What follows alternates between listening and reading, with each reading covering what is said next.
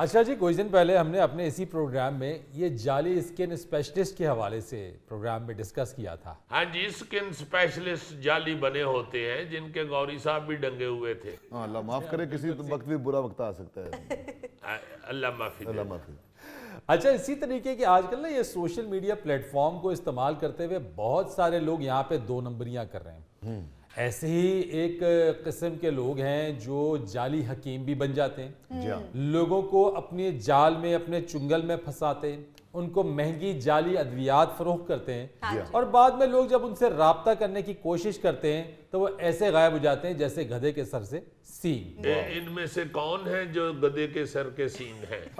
भाई ये जो साहब दरमियान में बैठे हुए ना, ये साहब है जाली हकीम, जो सोशल मीडिया के ऊपर लोगों को जाली हकीम बनकर महंगी दवाइयां बेचते हैं। सॉरी भाई, कौन सा जाली हकीम? लोगों को फायदा होता है तो मेरे वो पर्सनल नंबर पे राब्ता करते हैं। कौन सा फायदा होता है मेरे बाबू?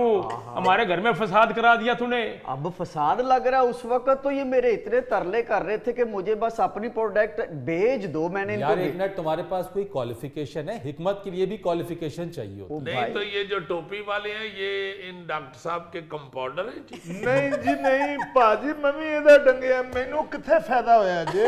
ਭਾਈ एक वाल नहीं ਵਧਿਆ मेरा, कोई वाल ਵਧਿਆ जे? देखो जरा, ये किसी चोरी में सर मुंडा हुआ है, मेरे पास नहीं है।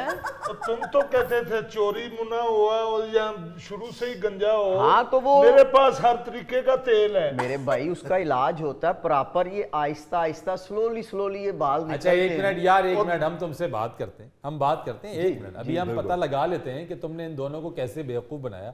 ये जो दूसरे साहब हैं जी, इन साहब ने इस जाली हकीम से अपने कद बढ़ाने के लिए दवा लेनी शुरू 6 महीने की इकट्ठी दवाई ले ली, 6 महीने की। कह रहे कोरस है, और पूरा कोरस भी कर लिया। यकीन करना कद नहीं बढ़ा बल्कि और छोटा हो गया। तो परहेज नहीं किया होगा जिसकी वजह से दवाई ने असर नहीं किया। इसमें परहेज बहुत जरूरी है। नहीं तो आप इस उम्र में क्यों कद बढ़ाना चाहते हैं? जनाजे वाली मंजी तक कंधा नहीं पहुंचता आपका? नहीं, अनफॉर्चुनेटली भाईजान मेरी बेगम जो है उसने तो बेचारी ने मेरे साथ जिंदगी हंस खेल के गुजार ली। वो जो आगे पोते पोतियां हो गए ना, वो मुझे रोज सवेरे उठ के कहें, दादा अबू आप स्कूल नहीं जा रहे हमारे साथ, आप हमारे साथ पार्क नहीं जा रहे खेलने के वास्ते। वो बेगम मेरी हंसती है, वो कहते हैं आपको बच्चा ही समझती है। झूठ बोल रहे हैं सर, इनको किसी ने दिए 4-5 पैंट कोट, वो इनसे बड़े हैं तो इस वास्ते ये दवाई खा रहे हैं कि मैं उसमें पूरा आ जाऊं। यानी पेंट कोट नहीं छोटे करा रहे, खुद बड़े हो रहे। अब भाई उसे छोड़ो, मुझे बताओ मैं कब करूंगा शाहिद फरीदी की तरह ऐसे ऐसे ऐसे भाई? ये दवाई से तो असर नहीं हुआ, थोड़ा सा आग पे भून के देखो, शायद बाहर आ जाए। वैसे मैं माफी चाहता हूं, आप शाहिद अफरीदी वाली वीडियो ही पास रख लें। आपका तो मेरा ख्याल है वो हेयर ट्रांसप्लांट वाले भी अब कुछ नहीं बना सकते, क्योंकि उन्होंने भी इधर से पीछे से बाल उतार के ऊपर लगाने होते हैं, तो आपका तो सारा पीछा भी उड़ गया हुआ है। ओए बदकिस्मत आदमी होता है जिसकी बैक ही ना हो। मैंने इनसे कहा है कि जितनी है इसी तरह गुजार लो, लेकिन इनकी जिद है कि मैंने एक दफा ऐसे ऐसे लाजमी करना है। तो तुमने बालों को जरूर करना है, खारिश हो तो ऐसे ऐसे कर लिया करो। भाईजान ये फ्रॉडिया है, इसने मुझे खुद कहा था कि 3 माह के बाद तुम ऐसे ऐसे क्या ऐसे ऐसे भी करोगे। और भाईजान फ्राडिया से ज्यादा कहो, ये तो फ्राडिया ऐसा है कि अल्लाह माफ करे, लेडीज आवाज में भी बात करता है टेलीफोन पे। यस, यही मैं कहने वाला था फरीद साहब। हाँ। ये जरा जो सेंटर में हकीम साहब बैठे इनको गौर से देखें, ये 2 साल पहले लड़की था। यार आप इनके हकीम होने के ऊपर तो मुझे शक है। जो इनका गेटअप आप देख लें, कोई पॉप स्टार, कोई रॉक स्टार तो ये हो सकते हैं, कोई ये हकीम नहीं हो सकते। ये जाली हकीम है जी। सर जी ये अपने जाल से निकलने नहीं देता। पहले मैंने इरादा किया कि चलो छोड़ो बालों को, क्या फायदा। फिर ये इसने लड़की बन के मुझे फोन करना शुरू कर दिया।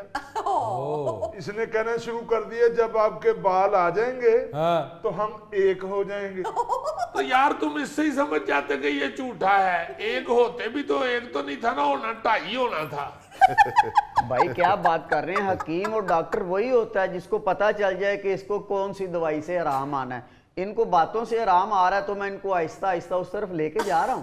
तो कौन सा बातों से आराम है, कौन सा बातों से? यकीन करना लेडीज आवाज में 4 दफा इजी लोड करवा लिया इसने मुझसे।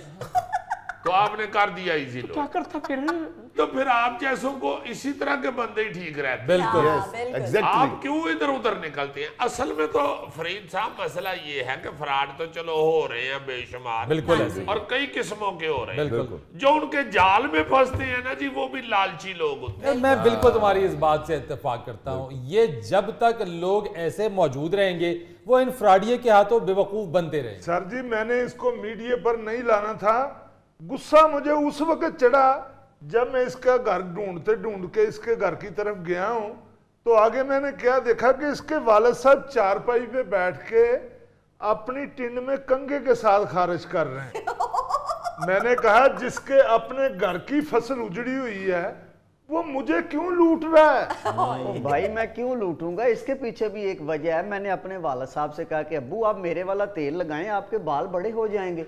लेकिन वो घर की मुर्गी दाल बराबर, वो मेरी बात ही नहीं सुनते। तो यार ये तुम्हारे पास ऐसा कौन सा तेल है जिससे सर के बाल उगाते हैं? बड़ा अच्छा सवाल किया आपने। मैंने काला बिच्छू मार के उसका तेल तैयार किया है। 1 माह यूज करने के बाद आप कंघी करने के काबिल हो जाएंगे। ले भी जे तू बिच्छू ना मारता ना तो उसने तुझे डंग मार देना था। बस विटामिन की वो गोली डालूंगा कि आपके गिट्टे और छोटे हो जाएंगे। बेटे आज तू मुझे बिच्छू समझिए, ये प्रोग्राम खत्म हो जाए उसके बाद आज तुझे मैं बताऊंगा कि मैं क्या चीज हूँ। लोग बहुत सख्त परेशान है इनके हाथ। हाँ जी जो बंदा इनसे डसा जाता है जी, वो तो पागल हो जाता है कि ये मेरे साथ हुआ क्या है। सही कह रहे हो। क्योंकि उस वक्त उसको समझ नहीं आ रही होती जब ये अपनी चालें चल रहे होते हैं। जब उनको पता चल जाता है कि ये फ्रॉडी है, उसके बाद ये उसको मारने को फिर रहे होते हैं। सर जी इसने जाली कापियां छपवाई हुई हैं, ये चंदा इकट्ठा करता है।